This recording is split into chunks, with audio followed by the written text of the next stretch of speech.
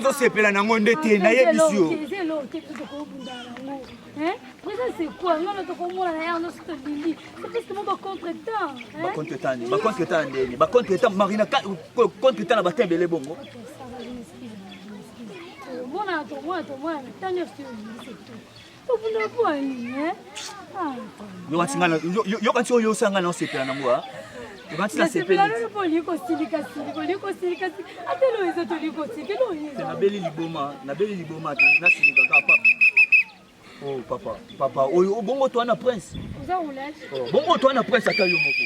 Mais moi je suis agent de l'ordre, je suis un avocat tel que tu me vois ici. Soki yo oza avocat ngana za chafu. OK, merci. Ngana za chafu. Papa, Monsieur. Papa. Monsieur. Oui, papa, moi comme ça. Agent de l'ESNEL. Tokola yo di makato matine escalier Papa, yaya. Nazo nga mutu njila Congo. Solange Mbaki.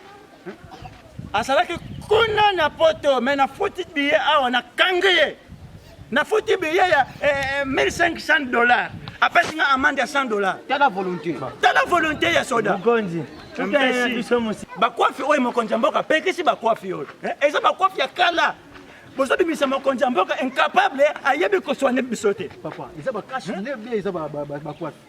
Bakwafi oyo mokonzi mboka pekisi bakwafi oyo. Eza bakwafi ya kala.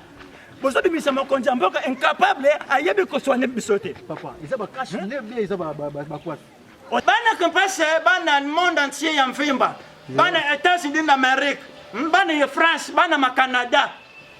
Bolanda bisona qui pèse news TV officiel. Bokozo ba gag ya bien, bokozo ko seka moko ya bien, bokozo ba idée moko ya malamu. Jour, abonnez-vous. Qui pèse news TV officiel. Troupe théâtrale Les Amis de Sarah TV avec leader Gentil Mbenza Kulumbimbi Lezek.